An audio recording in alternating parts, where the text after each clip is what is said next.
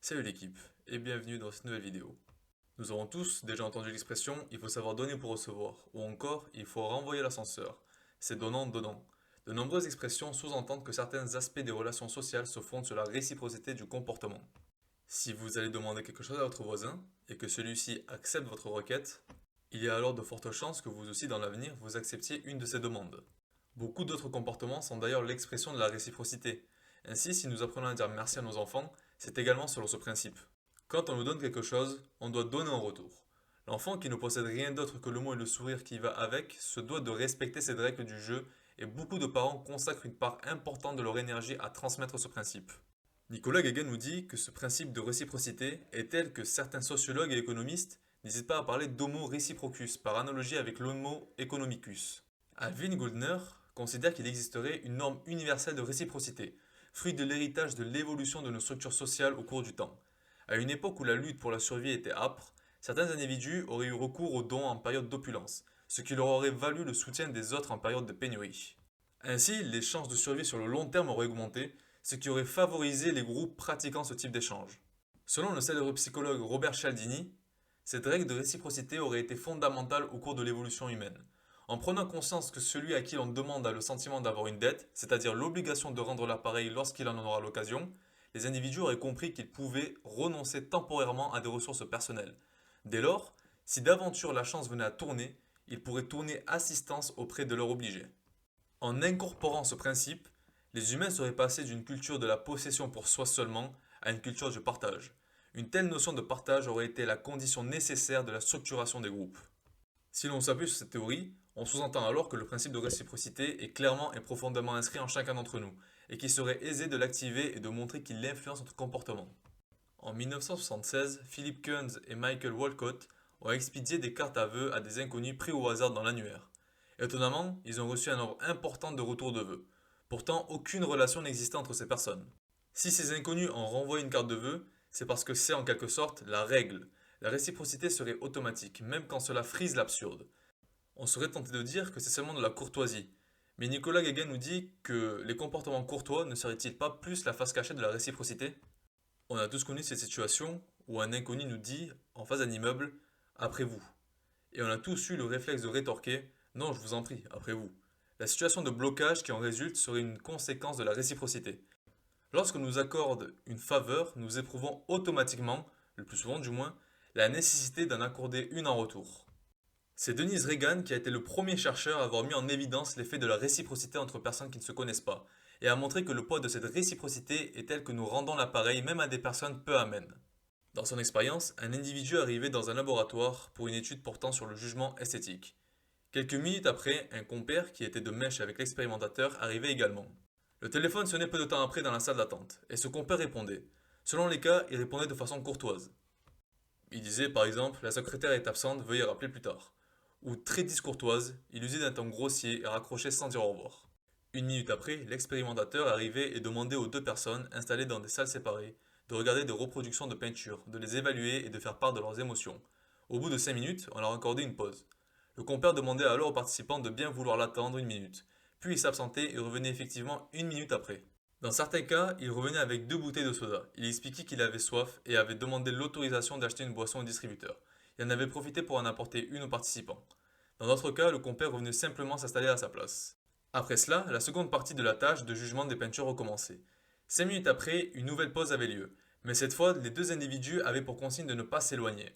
Le compère annonçait alors aux participants qu'il vendait des tickets de tombola en faveur de la construction d'une nouvelle salle de gymnastique et lui demandait s'il accepterait d'en acheter.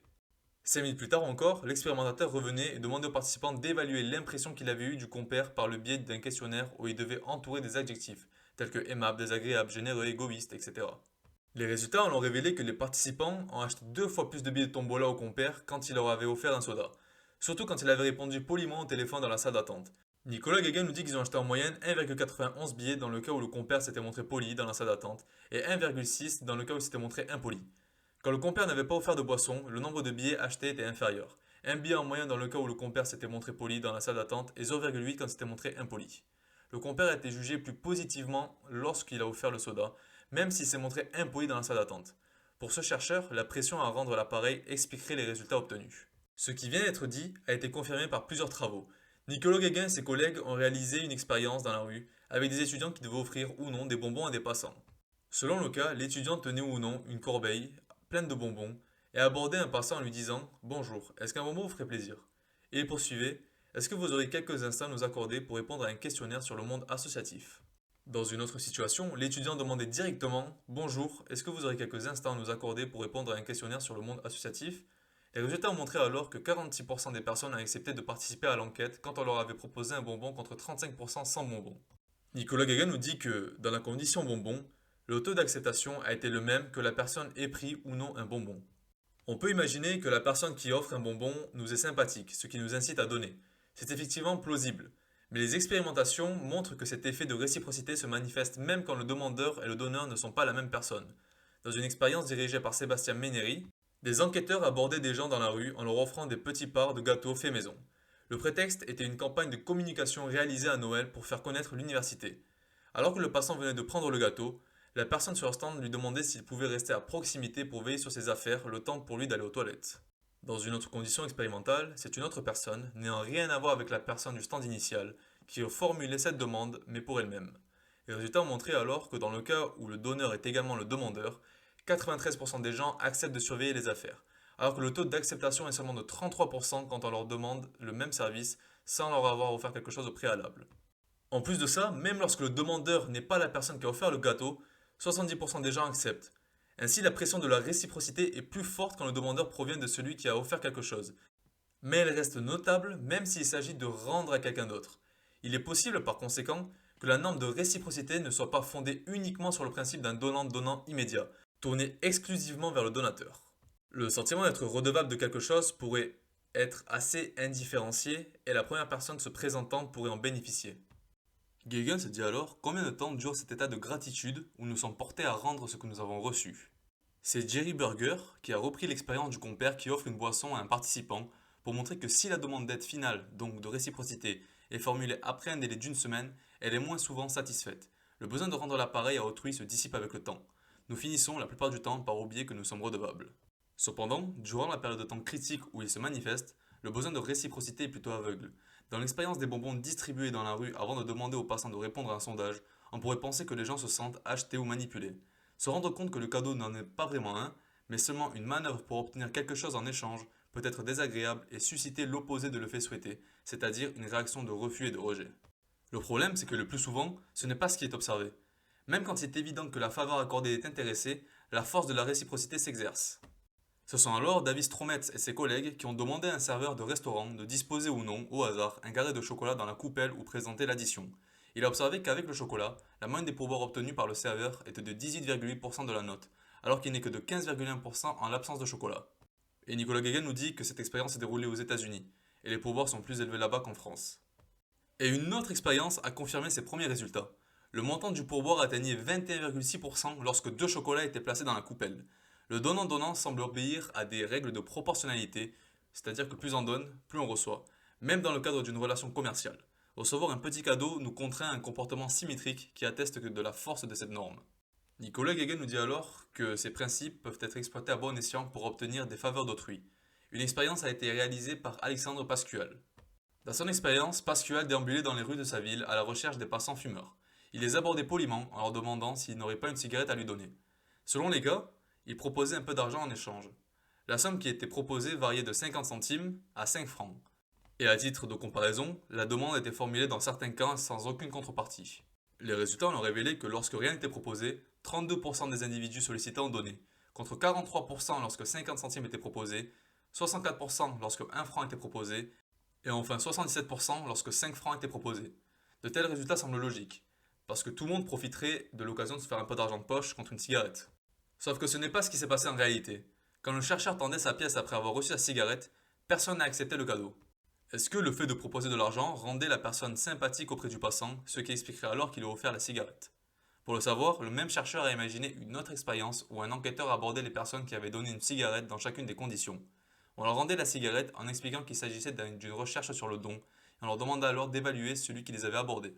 On leur demandait ainsi de dire s'ils le trouvaient sympathique ou non, honnête ou malhonnête, et quelles impressions globales ils en avaient eues. En fin de questionnaire, le passant devait indiquer s'il avait eu le sentiment d'avoir été obligé de donner une cigarette. Et quelles que soient les conditions expérimentales, les réponses ont été identiques. Les gens ne se sont pas sentis plus obligés de donner quand on leur proposait plus d'argent. En fait, Alexandre Pascual voit dans ses observations le signe que la réciprocité ne relève pas du jugement que l'on se fait de la personne. On donnerait parce que c'est la règle de rendre l'appareil à quelqu'un qui observe cette règle. C'est-à-dire que le demandeur, en annonçant qu'il donnera quelque chose en contrepartie du service demandé, indique qu'il respectera la règle de réciprocité. On lui donne parce qu'on sait que la personne n'est pas un ingrat, et que cette règle sera implicitement respectée, quelle que soit sa concrétisation ultérieure. Dans cette expérience, les personnes qui donnaient une cigarette n'ont pas accepté l'argent, ce qui tendrait à prouver que le respect des règles de l'échange suffit. Mais parfois, la réciprocité nous conduit à accepter momentanément le présent qu'on nous offre, même si c'est pour nous en séparer ensuite.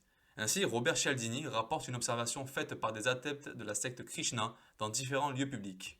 Des personnes se voyaient remettre par des adeptes une fleur et des vœux de paix et de bonheur.